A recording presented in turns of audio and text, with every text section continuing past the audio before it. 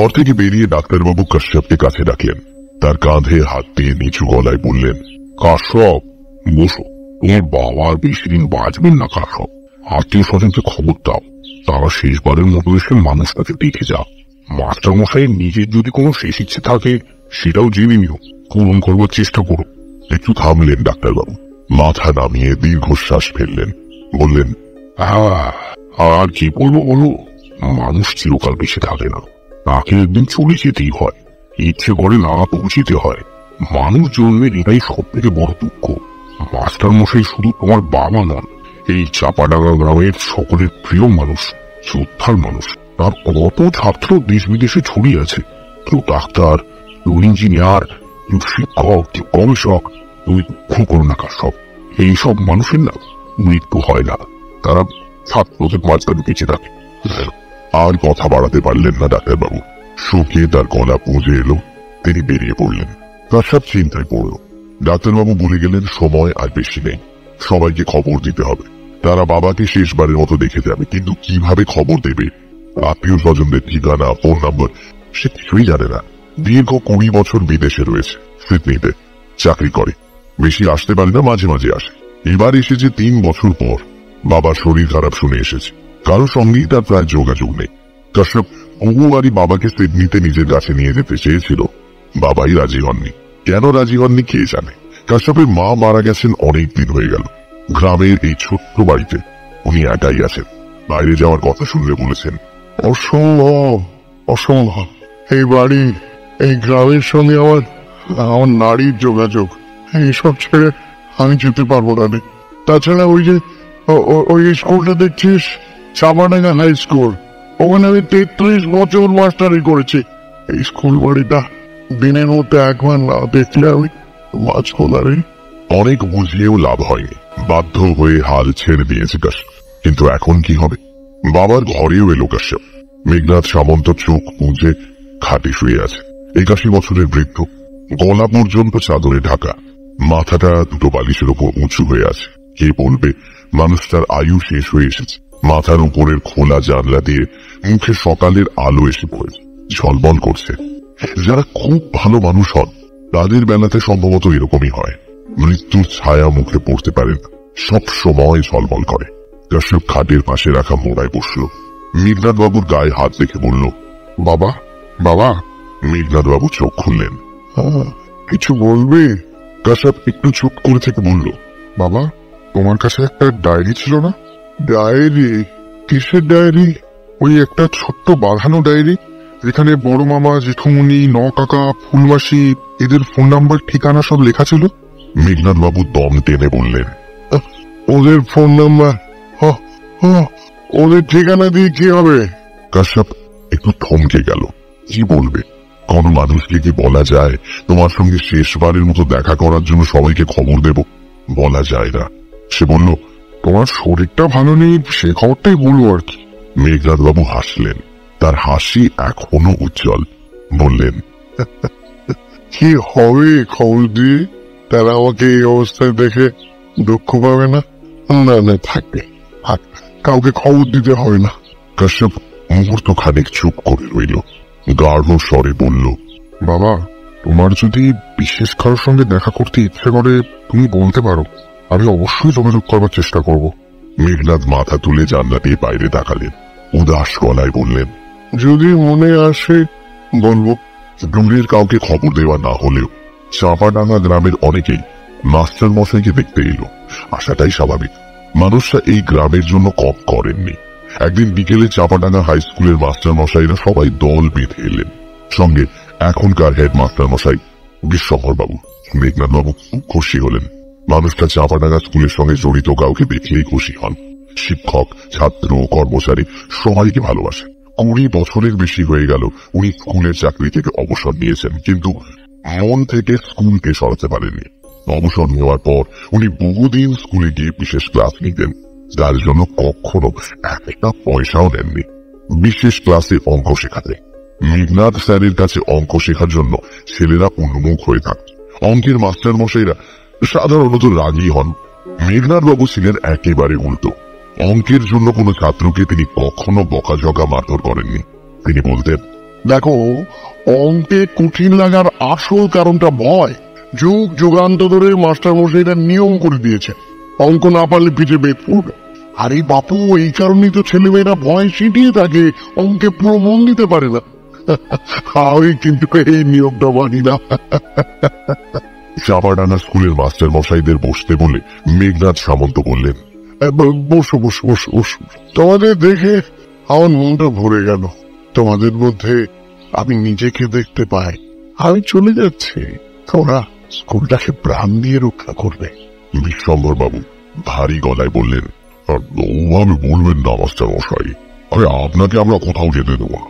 মেঘনাথ সামন্ত একটু শুকনো হাসলেন, বললেন, ঠিক আছে, থাক সব কথা।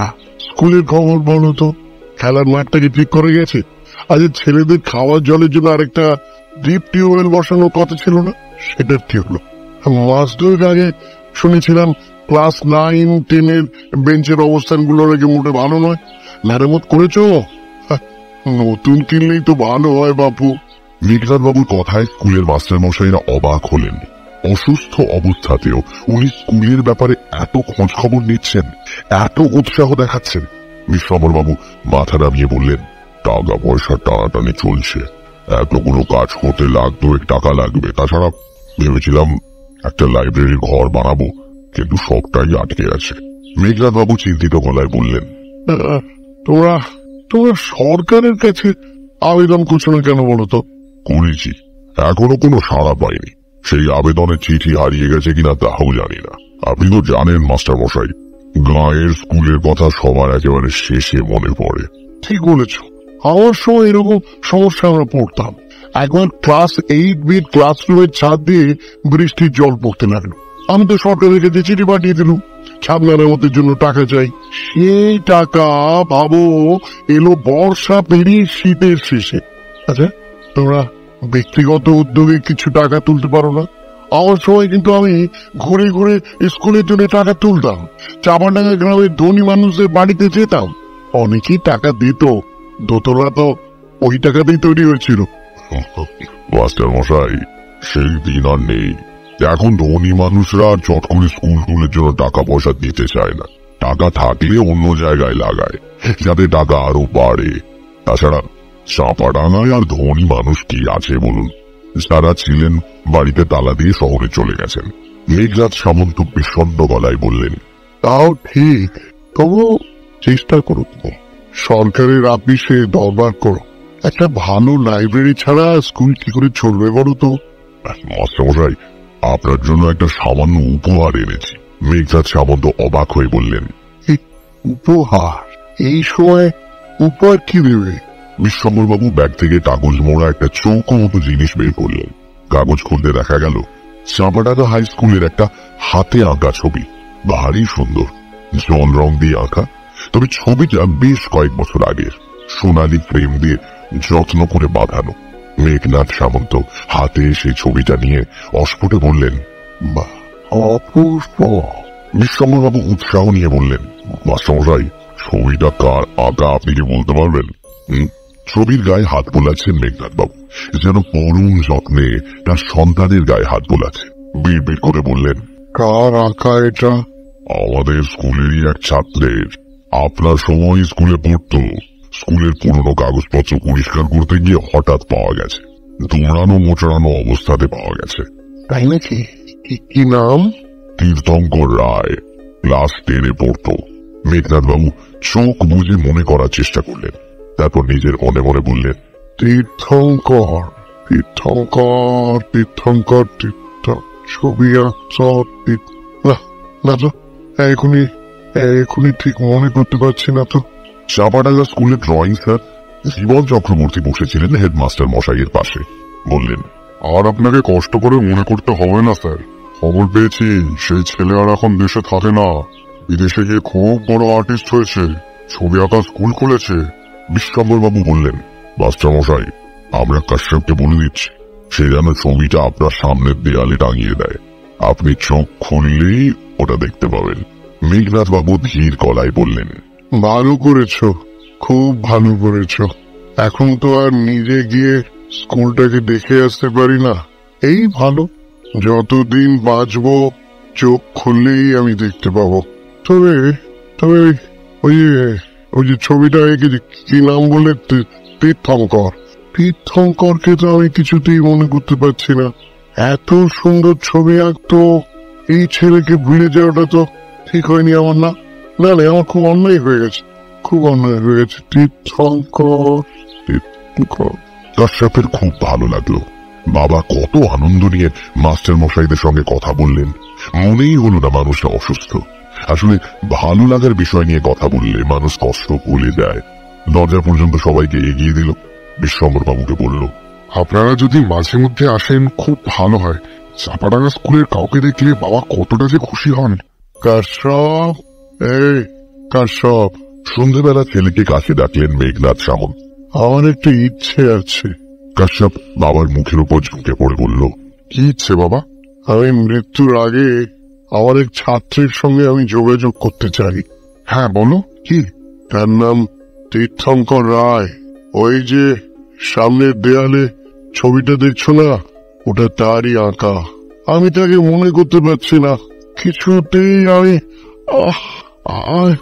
আমি না ভেতরে ভেতরে ছটফট করছি। যে ছেলে এত সুন্দর ছবি আঁকতো, আমি কেন তাকে ভুলে যাব? কাশ্যপ, যে করে হোক তুমি তার সঙ্গে আমার একবার কথা বলিয়ে দাও। শুনলাম সেও তো তোমারই মতো বিদেশে থাকে, আমেরিকা ইউরোপের কোন শহরে থাকে। তুমি তার সঙ্গে একটু যোগাযোগ করিয়ে দাও বাবা, একটু যোগাযোগ করিয়ে দাও। নিশ্চয়ই দেবো। তুমি তার টেলিফোন নাম্বার বা মেল আইডি দিতে পারবে? আমি আজই যোগাযোগ করে নিতাম। তাহলে ওসব আমার কাছে কিছু নেই। দেখো, এবার দেখো তুমি যদি পারো, কিভাবে পারবে তুমি দেখো। এতটা কথা বলে মেঘনাথ সামন্ত হাঁপিয়ে উঠেছেন। তিনি চোখ বুঝলেন। চিন্তিত মুখে কাশ্যপ বলল, ঠিক আছে বাবা, আমি দেখছি। কাশ্যপ মনে মনে প্রতিজ্ঞা করল যে করেই হোক তীর্থঙ্কর রায়কে বাবার সঙ্গে যোগাযোগ করিয়ে দেবে। তার মেল আইডি সন্ধান পেলে আর কোনো সমস্যা হবে না। আধুনিক প্রযুক্তিতে তো এটাই সব থেকে বড় সুবিধে। পৃথিবীটা হাতের মুঠোয় এসে গেছে। কাশ্যপ রাতের খাওয়া সেরে ল্যাপটপ খুলে বসল। আর্টিস্ট তীর্থঙ্কর রায় লিখে সার্চে ক্লিক করতেই 156 জন তীর্থঙ্কর রায়ের তালিকায় ভেসে উঠল পর্দায়। সকলেই শিখ। এর মধ্যে বাবার ছাত্র কোনজন জানতে হলে সকলের পরিচয় ঘাঁটতে হবে। 156 জনের পরিচয় দেখা কঠিন বিষয়। তার উপর আরেকটা সন্দেহ আছে, সেই তীর্থঙ্কর রায় কি চাপাডাঙ্গার কথা লিখবে? গ্রামের স্কুলের কথা অনেকে চেপে যায়, এড়িয়ে চলে। অনেক সময় বানিয়ে বড় কোনো শহরের স্কুলের কথা বলে। এই ছেলেও যদি সেরকম হয় তাহলে তো কিছুই করা যাবে না। যাই হোক, বাবার এই ইচ্ছে পূরণ করবার চেষ্টা করতেই হবে। নিজে গিয়ে রান্নাঘরে কফি বানালো কাশ্যপ। তারপর কফির পাক নিয়ে বসে 156 জন তীর্থঙ্করের প্রোফাইল খুঁজতে শুরু করলো কাশ্যপ। কিন্তু রাত 2টো পর্যন্ত হাতড়েও কোনো লাভ হলো না। চাপাডাঙ্গার তীর্থঙ্কর কোথাও নেই। যদি থেকেও থাকে, সে চাপাডাঙ্গার নাম গোপন করেছে। কাশ্যপ হতাশ। এতটা এগিয়েও লাভ হলো না। বাবার ইচ্ছেটা মেটানো গেল না। খানিকটা রেগে কাশ্যপ এবার একটা কাণ্ড করলো। নিজে একটা বার্তা লিখল, তারপর সেন্ড করে দিল 156 জন শিল্পী তীর্থঙ্কর রায়ের কাছে। ইংরেজিতে লেখা সেই বার্তার মানে এরকম: নমস্কার, আমার নাম কাশ্যপ সামন্ত। আমার বাবার নাম মেঘনাথ সামন্ত। তিনি পশ্চিমবঙ্গের গ্রামে থাকেন। সেই গ্রামের নাম চাপাডাঙ্গা। একসময় আমার বাবা চাপাডাঙ্গা হাই স্কুলের প্রধান শিক্ষক। সেই সময় ক্লাস 10-এর এক ছাত্র খুব সুন্দর ছবি আঁকত। সে জল রং দিয়ে স্কুলের একটা ছবিও এঁকেছে। সম্প্রতি সেই ছবিটি স্কুলের পুরনো কাগজপত্রের ভেতর থেকে উদ্ধার করা গেছে। ছেলেটি নাকি এখন একজন বড় শিল্পী, বিদেশে আছে। কিন্তু বাবা কিছুতেই তাকে মনে করতে পারছেন না। আমার বাবা অসুস্থ, মৃত্যুশয্যায়। তার খুব ইচ্ছে ছেলেটির সঙ্গে তার একবার যোগাযোগ হোক। তার ঠিকানা, ফোন নাম্বার, মেল আইডি আমরা কিছুই জানি না। আমি আপনার কাছে এই বার্তাটি পাঠাচ্ছি কারণ সেই ছেলের নাম আপনারই মতো, তীর্থঙ্কর রায়। আপনি যদি চাপাডাঙ্গার তীর্থঙ্কর রায় হন, তাহলে দয়া করে আমার মেইলে তাড়াতাড়ি জবাব পাঠান। আমি টেলিফোনে বা কম্পিউটারে বাবার সঙ্গে আপনার একবার কথা বলিয়ে দেব। একজন মৃত্যুপথা যাত্রী মাস্টার মশাইয়ের শেষ ইচ্ছাটার কথা ভেবে আশা করি আপনি নিশ্চয়ই সাড়া দেবেন। আমি এখন চাপাডাঙ্গায় বাবার কাছেই আছি। আমার মোবাইল ফোন নাম্বারটা সঙ্গে দিয়ে দিলাম। এটি কাশ্যপ সামন্ত। এরপর 1 দিন, 2 দিন, 3 দিন কেটে গেল। কাশ্যপ রোজই কম্পিউটারে তার মেল চেক করে। না, কোনো জবাব নেই। এদিকে মেঘনাথ বাবুর অবস্থার অবনতি হয়েছে। শনিবার শরীরটা বেশ খারাপ ছিল। কাশ্যপ বসেছিল পাশে। দরজায় কড়া নাড়া শব্দ। কে এলো? গ্রামে কেউ বাবার খবর জানতে এসেছে? হতে পারে। শুধু সকালে কেন, কেউ কেউ রাত করেও খবরাখবর নিতে আসে। কাশ্যপকে বলে যায় কোনো চিন্তা করবে না, যত রাতই হোক দরকার হলেই আমাদের ডাকবে। নিশ্চয়ই সেরকম কেউ। কাশ্যপ উঠোন পেরিয়ে গিয়ে দরজা খুলে চমকে গেল। না, গ্রামের কেউ নয়। লম্বা চওড়া চেহারা রেখে ঝকঝকে ছেলে দাঁড়িয়ে আছে, প্রায় তারই বয়সী। ধূপধুনস্ত শার্ট প্যান্টে ঝলমল করছে। পিছনে বাড়ির বাইরে দাঁড়িয়ে থাকা একটা চকচকে বড় গাড়িও দেখা যাচ্ছে। বোঝাই যাচ্ছে যুবক এই গাড়িতে এসেছে। কাশ্যপ জিজ্ঞাসু চোখে তাকালো। ছেলেটি হাত বাড়িয়ে বলল, আপনি নিশ্চয়ই কাশ্যপ। নমস্কার, আমি তীর্থঙ্কর রায়, আপনার বাবার ছাত্র। মাস্টার মশাই কেমন আছেন? কাশ্যপ প্রায় লাফিয়ে উঠল, ইচ্ছে করলো ছেলেটিকে জড়িয়ে ধরতে। ইতিমধ্যে তার মুখের কথা জড়িয়ে গেল। আপনি তীর্থঙ্কর? আপনাকে যে কিভাবে খুঁজেছি আমি। তীর্থঙ্কর সামান্য হাসল, বলল, আর করতে হবে না, আমি এসে গেছি। আপনার মেল পেয়েছি, মনটা খুব খারাপ হয়ে গেল। মাস্টার মশাইয়ের কাছে আমি যে কতখানি কৃতজ্ঞ উনি নিজেও জানেন না। উনি না থাকলে আমি আজ শিল্পী হতে পারতাম না। সকালে কলকাতা থেকে নিজে গাড়ি চালিয়ে চলে এলাম, তবে আমার হাতে সময় খুব কম। অশেষ ধন্যবাদ। বাবার শরীরটাও আসলে খুবই খারাপ, আর কতদিন যে উনি বাঁচবেন আপনি দেরি করে ফেললে হয়তো দেখাই হতো না। কাশ্যপ আর কথা বাড়ালো না, তীর্থঙ্করকে বাবার কাছে নিয়ে গেল। মেঘনাথ সামন্ত চোখ খুললেন। কাশ্যপ ঝুঁকে পড়ে বলল, বাবা, বাবা, দেখো কি এসেছে, তোমার সেই ছাত্র তীর্থঙ্কর। দেখো তো চিনতে পারবি না? মেঘনাথ সামন্ত চিনতে পারলেন না। তিনি জড়ানো গলায় পিড় পিড় করে বললেন, আমি তোমাকে চিনতে পারছি না তো। তীর্থঙ্কর মেঘনাথ সামন্তর হাতটা ধরে বলল, সেটাই তো স্বাভাবিক মাস্টার মশাই, আপনার তো চিনতে পারার কথা নয়। অনেক বছর আগের কথা, আর আমার চেহারাও অনেক বদলে গেছে। তখন আমি হাফ প্যান্ট পরতাম, স্কুলের ইউনিফর্ম, কালো হাফ প্যান্ট, সাদা শার্ট। বালিশে শুয়ে আক্ষেপে মাথা নাড়লেন মেঘনাথ সামন্ত। বললেন, সে তো সবাই বুঝতো, তবু তো অনেক ছাত্রকে এখনো চিনতে পারি। তোমার মতো একজন গুণী ছিলেন কথা আমার তো মনে রাখা উচিত ছিল। আমার খুব খারাপ লাগছিল। তীর্থঙ্কর তার মাস্টার মশাইয়ের কপালে হাত রাখল। যাদের সঙ্গে আপনার নিয়মিত যোগাযোগ আছে তাদের হয়তো চিনতে পারবেন। আপনি দুঃখ পাবেন না মাস্টার মশাই, আপনার আমাকে মনে না থাকুক, আমার তো আপনাকে মনে আছে। ভূগোল ক্লাসে পড়া না শুনে ম্যাপ খাতার পাতায় ছবি এঁকেছিলাম, স্কুলের ছবি। ভূগোলের মাস্টার মশাই ধরে ফেললেন, তারপর তো তিনি রেগে আগুন, কান ধরে নিয়ে গেলেন হেডমাস্টার মশাইয়ের ঘরে। আপনি ছবি দেখে কটমট করে আমার দিকে তাকালেন, বললেন, সঙ্গে রং তুলে এনেছিস? আমি কাঁদো কাঁদো গলায় বললাম, না, রং কেনার পয়সা নেই। আপনি বললেন, ঠিক আছে, আমি রং কিনে দিচ্ছি। আমি দারুণ ভয় পেয়ে গেলাম, বললাম, মাস্টার মশাই আর কখনো করবো না, ছবি আঁকবো না। আপনি ধমক দিয়ে বললেন, চপ, এই ছবি এখনই এখানে বসে রং করবি, এটাই তো শাস্তি। ভূগোলের মাস্টার মশাই তো অবাক, এমন শাস্তির কথা তিনি কখনো শুনেননি। কান ধরে 10 বার উঠবোস নয়, পিঠে দুঘা বেত নয়, তারপর হলে পেন্সিলে আঁকা ছবি রং করা, তাও আবার নিজের পকেটের পয়সা খরচ করে রং তুলি কিনে আনার ব্যবস্থা করলেন। আমিও শাস্তির মাথা মুন্ডু কিচ্ছু বুঝতে পারলাম, ঘরে হাত পা ঠান্ডা হয়ে গেল। স্কুলের পিয়ন কাকু রং তুলি কিনে আনার পর আপনার ঘরে বসে ছবি রং করলাম চোখের জল মুছতে হবে, আর আপনি চলে গেলেন ক্লাস। কাশ্যপ বলল, চোখে জল কেন? তীর্থঙ্কর হেসে বলল, আরে তখনও তো আমি জানি এরপরেই আমার বিরাট কোনো বিপদ আসছে। মেঘনাথ সামন্ত নিচু গলায় বললেন, তারপর আপনি ফিরে এসে আমার ছবি দেখলেন, দেখে আমাকে জড়িয়ে ধরে বললেন, তুই একদিন খুব বড় শিল্পী হবি, সবার মুখ উজ্জ্বল করবি। এই ছবিতে রেখে দিলাম, এটা চাপাডাঙ্গা স্কুলের সম্পত্তি হলো। তুই এই রং তুলি রাখ, এটা তো সারা জীবনের সঙ্গী হবে। আমার যে কি আনন্দ হলো মাস্টার মশাই, আমি বুঝিয়ে বলতে পারবো না। কথা শেষ করে তীর্থঙ্কর দেয়ালের দিকে তাকালো। তার চোখে জলের বিন্দু, সেখানে দাঁড়িয়ে আঁকা ছবিটি জ্বলছে। তীর্থঙ্কর এবার তার হাতের ব্রিফকেস খুলে স্কুলের জন্য একটা চেক বের করলো। মেঘনাথ সামন্ত বললেন, এটা কি? 2 লক্ষ টাকার চেক, চাপাডাঙ্গা হাই স্কুলের নামে লিখে এনেছি। এটা আসলে আমার আপনাকে প্রণাম। আমি জানি চাপাডাঙ্গা স্কুলকে আপনি কত ভালোবাসেন, এটা আপনি না করতে পারবেন না। আপনাদের আশীর্বাদে বিদেশে ছবি বিক্রি করে আর ছবি আঁকা শিখিয়ে টাকা পয়সা রোজগার করেছে। দয়া করে আপনি এটা স্কুলে পাঠিয়ে দেবেন। টাকাটা যদি স্কুলের কোনো কাজে লাগে আমি বড় খুশি হব। আচ্ছা মাস্টার মশাই, আজ তাহলে আসি। মেঘনাথ সামন্ত তীর্থঙ্করের হাত ধরে কিছু বলতে গেলেন, পারলেন না। তার 2 চোখ বেয়ে জল গড়িয়ে পড়ছে। মাস্টার মশাই, আপনি কি এবার আমাকে চিনতে পারলেন? মেঘনাথ সামন্ত এবার চোখ বুঝে ফিস করে বলতে লাগলেন, না, বড় কষ্ট হচ্ছে আমার। দীর্ঘশ্বাস ফেলে উঠে দাঁড়ালো তীর্থঙ্কর। অমর্তখানে গরু মোচকে তাকিয়ে রইল তার প্রিয় মাস্টার মশাইয়ের দিকে। তারপর দেখে বাইরে বেরিয়ে এলো ঘর থেকে। গাড়িতে উঠবার সময় কাশ্যপ বলল, আপনি যে এতদূর এসেছেন তার জন্য কি বলে যে ধন্যবাদ দেব কিছু মনে করবেন না। হ্যাঁ, মানে বাবার শরীরটা এখন যে অবস্থায় আছে তাতে অনেকদিন আগের কাউকে মনে করাটা বাবার পক্ষে ভীষণ কঠিন। অন্যমনস্ক ভাবে তীর্থঙ্কর বলল, না, আমি কিছু মনে করছি না। উনি কষ্ট পাচ্ছেন, এটাই খারাপ লাগছে। তীর্থঙ্করের গাড়ি চলে যাওয়ার পর বাইরে কিছুক্ষণ দাঁড়িয়ে রইল কাশ। এমন মানুষ আজও আছে। উঠোন পেরিয়ে বাবার ঘরের দিকে এগিয়ে গেল কাশ।